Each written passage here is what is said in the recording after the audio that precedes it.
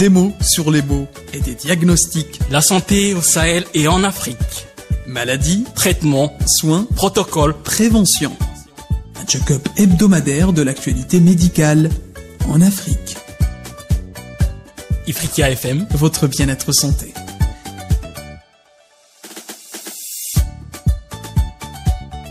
Bonjour l'Afrique, bonjour le monde, comment va la santé? Aujourd'hui nous allons parler, comme on le fait souvent dans Santé Mag Afrique, d'un organe et de ses pathologies. Alors il s'agit cette fois-ci du sein. Les maladies du sein peuvent être de nature non cancéreuse, bénigne ou cancéreuse maligne. Dans la grande majorité des cas, il s'agit de maladies bénignes qui n'engagent pas le pronostic vital, souvent ne nécessitent aucun traitement.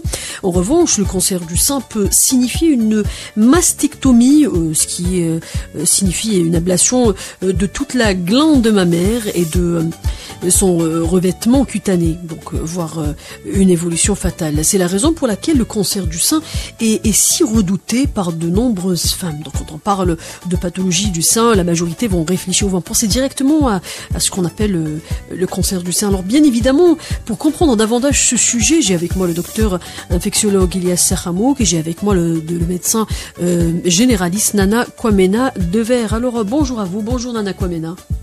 Bonjour. Bonjour docteur Akhamouk. Bonjour Samba. Alors docteur, je commence avec vous. Parlez-nous généralement et globalement des pathologies du sein, docteur. Avant de commencer par le côté pathologique, on va commencer par le côté physiologique. D'accord. Alors d'accord. le sein, le mot vient de sinus, qui veut dire courbure. C'est le mot qui désigne chez les humains les mamelles. Alors les mamelles, c'est pas que l'être humain, c'est plusieurs animaux. C'est pour ça qu'on parle de mammifères. D'accord. C'est pour ça, d'où le mot mammifère. Donc c'est des êtres qui produisent du lait pour allaiter leur enfant, si je veux dire. On parle surtout de sein chez la femme, évidemment. Mais bien que ça existe chez l'homme, qui sont souvent atrophiés, et bien que l'homme peut faire des pathologies du sein, par exemple un développement anormal des seins, c'est ce qu'on appelle la gynécomastie, ou bien l'homme il peut faire même un cancer du sein. Donc parce que on a tendance à rapporter le sein à la femme, mais le sein, bien sûr, qui est plus important chez la femme pour ses fonctions, peut exister chez l'homme, il peut faire des pathologies. Alors sur le plan anatomique, le sein c'est à la fois un organe qui est graisseux, mais qui est aussi glandulaire. C'est une glande, c'est ce qu'on appelle la glande mammaire, dont la fonction principale bien sûr c'est la production de lait. Le sein aussi est très sensible aux hormones. Le sein est sensible à de nombreuses hormones comme l'œstrogène, la progestérone, qui sont les hormones féminines, mais aussi l'androgène, la prolactine. Alors la prolactine, elle est sécrétée par l'hypophyse au niveau du cerveau et qui va être stimulée par la succion du sein par le bébé pour envoyer un message du cerveau vers le sein pour produire et sécréter du lait. Il y a aussi d'autres hormones qui vont agir au niveau du sein comme la somatomamotrophine humaine, la cortisol aussi. C'est pour ça que, par exemple, la cortisol, qui est l'hormone de stress et qui influe surtout sur le sein, qui est un organe vraiment qui est très variable, qui est très actif et qui change tout au long de la vie de la femme, que ce soit à la ménopause, à la ménarchie, pendant la grossesse, après l'accouchement, pendant le cycle menstruel de la femme. C'est un organe qui est très vascularisé, très actif et surtout très variable durant la vie d'une femme. Voilà. D'accord.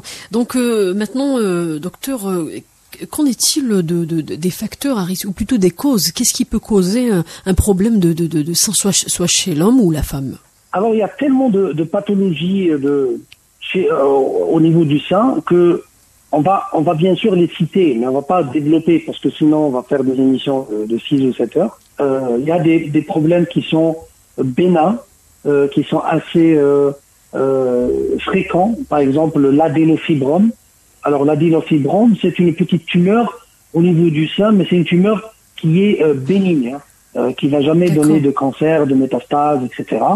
Il y a d'autres pathologies qui sont aussi bénignes, comme les lipomes, qui sont de petits kystes graisseux au niveau des seins. Alors, en sachant que les lipomes, on peut les faire au niveau des bras, au niveau des jambes, c'est des kystes avec de la graisse. Il y a c'est pas vraiment des pathologies, mais ce qu'on appelle les mastodémies. Alors, les mastodémies, et ça, toutes les femmes connaissent ça, c'est la douleur au niveau du sein. C'est ça, une mastodémie. Alors, généralement, ça va de la tension jusqu'à la douleur un peu importante, qui survient la semaine qui précède les règles en général. On a les seins qui gonflent, qui deviennent un peu sensibles, un peu douloureux. Mais ça, c'est différent d'une femme à l'autre. Il y a des femmes qui ne sentent rien, il y a des femmes qui font des véritables douleurs. Alors, le traitement, on va donner des antalgiques, des anti-inflammatoires. Parfois, ça peut aller même jusqu'à une thérapeutique hormonale dans les cas les plus extrêmes. Il y a des pathologies que nous, infectiologues, on connaît assez bien, c'est l'abcès du sein. Au début, ça peut donner une mastite infectieuse, c'est-à-dire une infection du sein. Et ça peut aller, alors la porte d'entrée, généralement, c'est quand il y a un problème d'hygiène au niveau du mamelon, surtout quand on allait. Et là, le microbe, il va s'introduire au niveau du sein et donner une fièvre, une augmentation des ganglions au niveau de l'aisselle, une zone rougeâtre au niveau du sein, un peu douloureuse.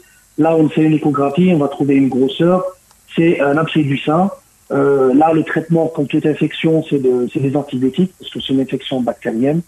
Ça, c'est grosso modo les pathologies qui sont relativement bénignes et qui ne mettent pas en danger la femme et qu'on a tendance un peu à occulter. On parle surtout du cancer du sein, mais il y a d'autres pathologies que je viens de citer. D'accord. Et nous, en tant qu'Africains, alors Nana Kwamena, nous en tant qu'Africains, nous allons se focaliser surtout sur notre continent, sur l'Afrique, donc les problèmes du sein en Afrique, et qui dit problème du sein, donc on a tendance généralement à aller vers le cancer du sein, mais généralement, les pathologies du sein en Afrique, où on est? Les pathologies du sein en Afrique... Est-ce que c'est si répandu en Afrique? Non. Les pathologies du sang, et surtout bien les cancers du sang, c'est, par exemple, c'est normalement trouvé surtout dans les sociétés à niveau socio-économique très riches. Donc, il s'appelle une pathologie des pays riches. C'est comme ça dans l'Afrique. Mais cependant, dans un rapport nigérien, on a trouvé les premières causes de cancer du sang, c'est les transformations des pathologies bénignes du sang. C'est à cause de ça. Mais surtout, aussi, on a l'habitude en Afrique d'arrêter l'allaitement. À cause des pays bas, pays avec les socio-économiques bas, parce qu'il faut travailler. Donc, et l'allaitement, c'est un facteur protecteur contre le cancer du sang. Exactement. Donc manque d'allaitement. Nous avions déjà parlé de l'importance de l'allaitement avec le docteur Ahamouk dans des numéros passés. Donc. Oui, donc on a trouvé une augmentation à 50%, partagée entre Nigeria, Cameroun et Uganda. C'est les échantillons d'études. C'est à cause de ça, mais significativement, c'est une chose maligne. Yeah. Donc, transformation des benign breast cancers to malignant breast cancers. On transforme le bénin vers le malign, c'est ça? Yeah, exactement. Alors, maintenant, nous avions parlé des causes donc globales, docteur Ahamouk, nous avions parlé des causes globales. Maintenant, parlons des causes.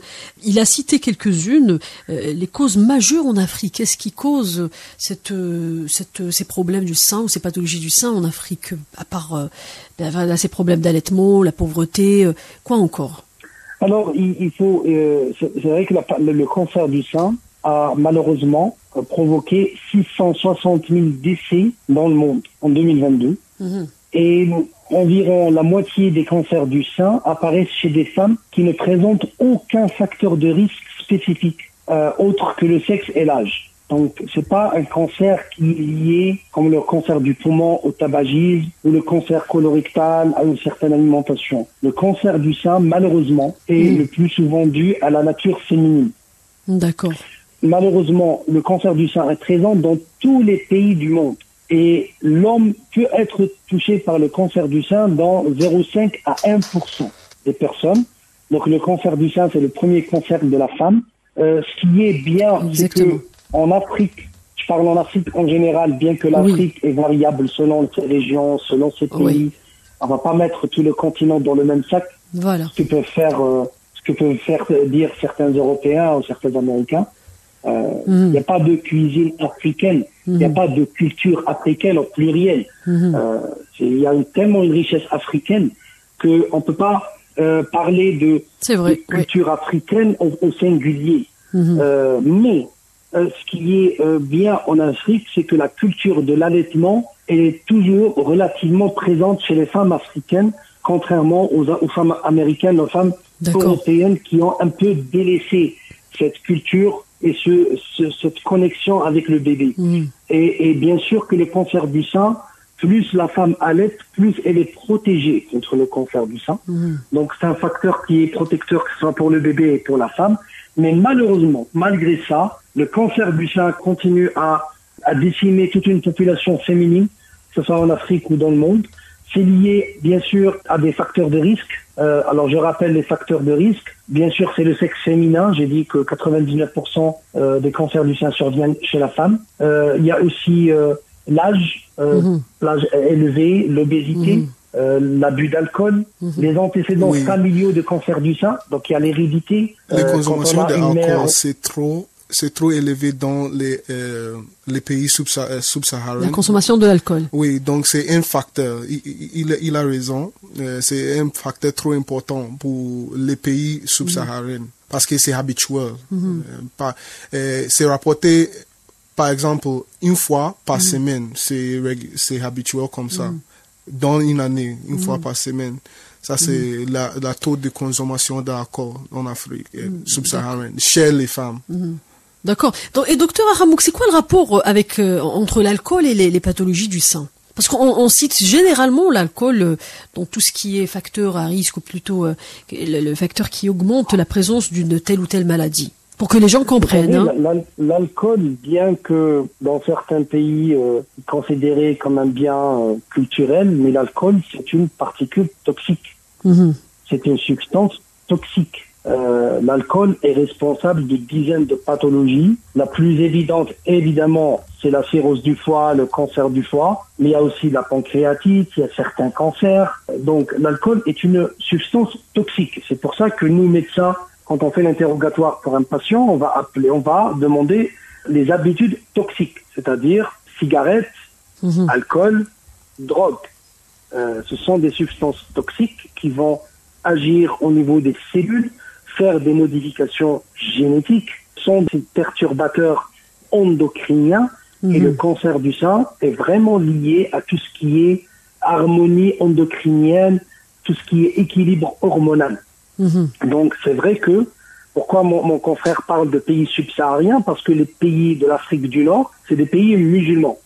Et qui dit pays musulman, bien sûr qu'il y a une consommation d'alcool, comme dans tous les pays du monde. Mais la consommation, elle est vraiment mineure. C'est pour ça, dans les pays nord-africains, il n'y a pas beaucoup de cancers du foie, il n'y a pas beaucoup de cirrhose, etc. Parce que la consommation d'alcool, elle est faible. Elle n'est pas inexistante, mais elle est faible par rapport aux pays subsahariens où il y a beaucoup de pays qui ne sont pas musulmans et qui consomment beaucoup d'alcool.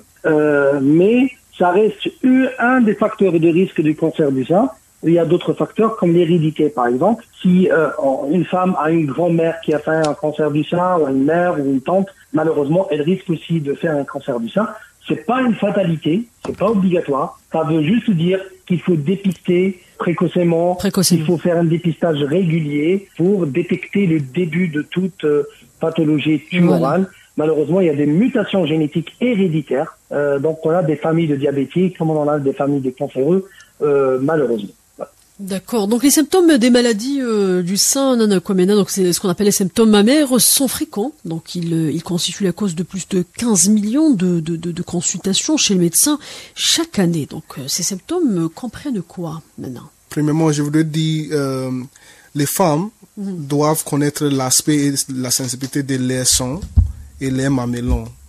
Même les hommes aussi. Même les hommes, oui. Oui, donc à cause c'est trop important pour faire de l'autopalpation. Donc pour les symptômes, normalement, vous trouvez les douleurs mammaires, les nodules aussi, et les écoulements qui proviennent du mamellon. On a aussi, sous l'inspection, on a aussi l'aspect de peau orange, et une rétraction des mamellons. D'accord. on peut trouver une ulcération. Mais avec les palpations, il faut préciser si le nodule est fixe ou bien mobile. C'est irrégulier. Si c'est irrégulier, c'est pas bien défini. C'est significatif d'un cancer maligne. Donc, il faut faire attention. Même pour les médecins aussi. On doit chercher les adénopathies aussi. Donc, il faut l'origine axillaire aussi. Il faut même les régions sous-claviculaires aussi. Chercher les adénopathies pour préciser s'il y a une métastase ou non. Oui. Tu peux trouver une desquamation bien modification de la forme de sang aussi, ça c'est trop évident. Les rougeurs, dépression les souffrances cutanées. Est-ce que parfois on n'a pas de symptômes, ou est-ce qu'on a toujours des symptômes, ou parfois ça arrive où on ne voit rien? Ça commence toujours par une masse. Les masses, ça peut être maligne ou bien bénigne. C'est une masse. C'est trop dangereux. Donc, après ça, on va faire une mammographie avec un complément d'échographie aussi. Donc, c'est trop important pour préciser. Mais toujours, ça commence par une masse. Si c'est symptomatique, vous trouvez des douleurs. Donc, mais si vous trouvez une masse, visitez le docteur, faites une consultation. Et justement, docteur Hamouk, maintenant je me tourne vers vous. Quand faut-il consulter le spécialiste? Ça c'est une très bonne question. Oui. Et parce que c'est pas évident. C'est pas évident en ce qui concerne le sein, parce que ça peut être cliché comme phrase, mais chaque femme connaît ses seins. Elle connaît mieux que le docteur. Parce qu'il y a tellement de différences entre les femmes. Il y a des femmes qui ont des douleurs avant chaque cycle menstruel. Ça, c'est physiologique. C'est pas une maladie. C'est physiologique.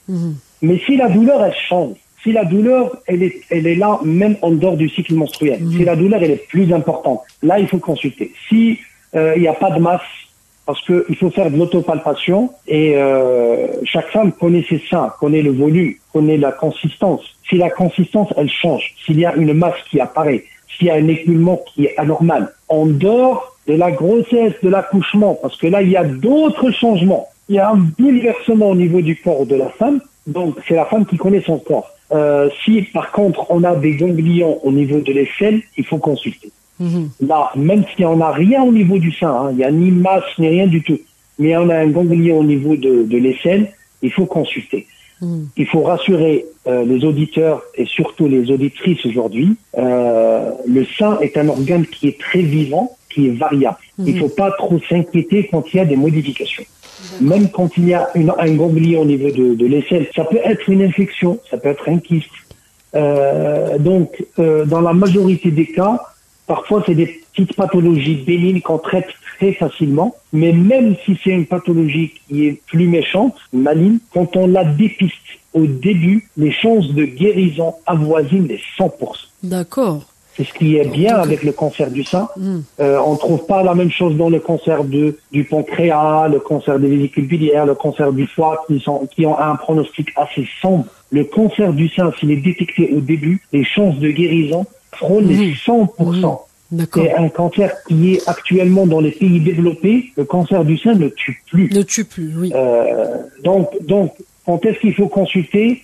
Si le sein de la femme a changé d'aspect, s'il y a une masse, si la douleur, elle n'était pas présente, elle devient présente, ou bien elle a changé, si elle fait de la fièvre, s'il y a une rougeur, s'il y a une chaleur inhabituelle. Voilà. Il faut consulter parce que parfois, c'est une simple formalité. Parfois, c'est un petit kyste, un petit adénofibrome qu'il faut juste surveiller. Parfois, c'est une petite infection qu'on traite avec les antibiotiques. Donc, il ne faut pas trop s'inquiéter. Il ne faut pas hésiter à consulter. D'accord, donc les femmes doivent connaître l'aspect et la sensibilité de leur sein et de leur mamelon, et les hommes doivent également être conscients des changements autour de leur mamelon. Aussi, l'homme peut être ou peut être sujet à certaines pathologies du sein, comme la femme, notamment au cancer, bien que cela soit moins courant.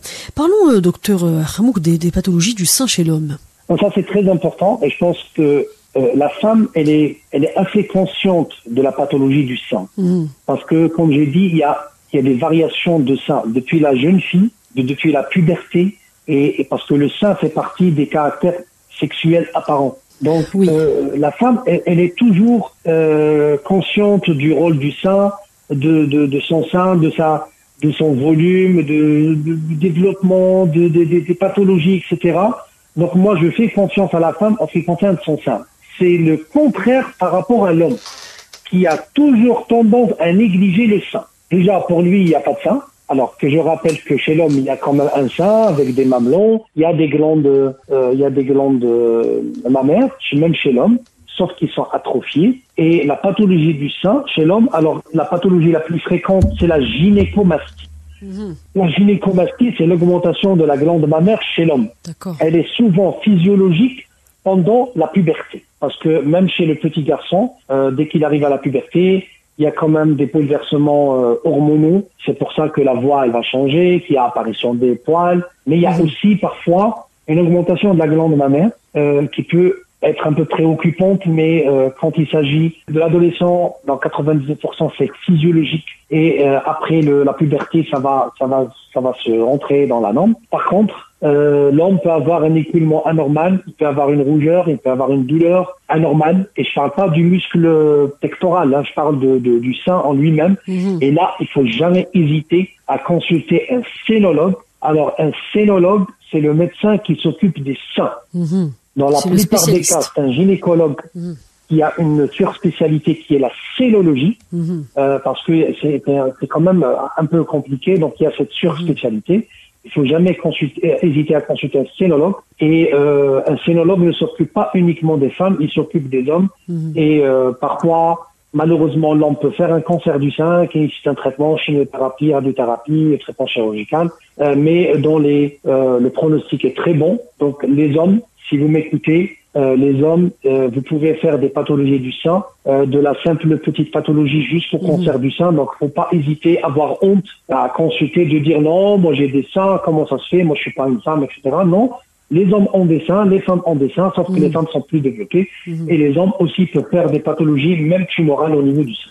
D'accord, donc il faut faire attention. Le terme, par contre, Nana Kwamena, le terme pathologie bénigne du sein, on a parlé de pathologie maligne et bénigne, donc pour le terme pathologie bénigne du sein, il comprend un groupe hétérogène de lésions, symptômes et images radiologiques. La majorité des lésions du sein est bénigne, donc le but dans le diagnostic de ces lésions est toujours d'éliminer un cancer ou au moins une lésion à risque de dégénérescence et ainsi d'en assurer une surveillance adaptée. Donc nous verrons avec vous, ou avec toi, les lésions bénignes, des pathologies bénignes du sein, Nana Kwamena. Ok. Dans la grande majorité des cas, pour des pathologies du sang, il s'agit des maladies bénignes. Ça veut dire ça n'engage pas les pronostics vitaux. Souvent, ils ne nécessitent pas de traitement. Donc, on a trois. On a des fibroadénomes, les kystes mammaires et les maladies fibrokystiques. Pour les fibroadénomes, le souvenons, c'est dans les femmes jeunes, entre 20 ou 30. Oui. Donc, j'ai déjà vous dit, la différence entre les malignes et bénignes, c'est la limite, si c'est mal limité ou non. Donc, dans les bénignes sont toujours bien limités. Donc, on a les kystes aussi, même du gène, et on a les maladies fibrokystiques. Ça, c'est périménopausal, entre 40 à 50 ans. Et dans les terrains hyperhistogéniques relatifs. Donc, on observe une augmentation des estrogènes chez les malades avec maladies fibrokystiques. Donc, pour les fibroadénomes, normalement, on fait juste les échos. Oui, sans les mammographies. On va trouver une opacité. Normalement, on va faire une XSRS ou bien on va laisser pour les surveillances. Ça, c'est pour tous les bénignes. Juste les surveillances. Mais dans les fibroadénomes et les kystes, il y a une possibilité de dégénération vers un cancer du sang. D'accord. Et dans les maladies, il n'y a pas normalement une dégénération maligne, mais il y a un risque de cela. Mais dans les patients avec un terrain hyperhistogénique, on peut trouver un cancer du sang. Donc c'est pas tout le temps, mais on a une chance de dégénération, surtout dans les terrains hyperhistogéniques. D'accord. Donc il nous reste très peu de temps, docteur, pour parler du traitement, docteur Ahamouk. Alors le traitement du cancer du sein, de toutes sortes de pathologies beaucoup du de choses. sein. Ah oui, voilà. Ça dépend de la maladie ou ça dépend de beaucoup de choses. Ça dépend de. Voilà. Pour le cancer du sein, par exemple, ça dépend du stade. Voilà. Ça dépend du type du cancer. Ça dépend s'il y a des métastases, est-ce qu'il y a une extension locale ou loco-régionale. Donc ça peut être de la simple chimiothérapie à la radiothérapie, au traitement chirurgical, à l'abstention thérapeutique. Donc quand il s'agit d'un kyste du sein, si c'est douloureux, si c'est pas douloureux, parfois on fait que surveiller. Bien sûr, quand il y a une mastite infectieuse ou un abcès du sein, il faut traiter par un traitement antibiotique, parfois un drainage chirurgical. Donc vraiment, les traitements, ils dépendent de beaucoup de choses. C'est pour ça que c'est toujours une discussion entre le médecin traitant et le patient. Et le médecin traitant, c'est au cas par cas. C'est chaque patient a son propre protocole thérapeutique. Et comment alors, docteur, éviter toutes sortes de pathologies du sein? Que faire? Alors malheureusement, quand il s'agit d'infection, c'est toujours respecter les règles hygiéno-diététiques. Tout ce qui est hygiène. Malheureusement, tout ce qui est cancer du sein, bien sûr, l'allaitement des enfants réduit le cancer du sein. Avoir un bon poids avec une bonne activité physique, un bon régime alimentaire réduit nombre de maladies avec le cancer du sein, évidemment. L'obésité, j'ai parlé de ça, le tabac, l'alcool. En réduisant tout ça, on va réduire au minimum le risque d'un cancer du sein, qui est la pathologie cancéreuse, la première chez la femme, malheureusement. D'accord, donc le sein reste un organe complexe qui peut être sujet à de nombreuses pathologies propres à chacun de ces éléments anatomiques. Quand vous venez d'écouter nos docteurs, il s'agit d'un problème chez l'homme comme chez la femme. Donc bien connaître la morphologie de ces seins permet de procéder à un auto-examen mensuel efficace afin de détecter précocement la moindre anomalie et de consulter rapidement un professionnel de santé pour éliminer une cause cancéreuse ou à l'inverse traiter au plus tôt le problème diagnostiqué. Donc merci à vous, merci docteur Ilyes Hamouk, vous êtes infectiologue, merci Nana Kwamena Dever, notre médecin généraliste. Donc, merci à vous pour ces éclaircissements et ces réponses. Je vous retrouve la semaine prochaine, même jour, même heure. D'ici là, prenez soin de votre santé et de votre communauté.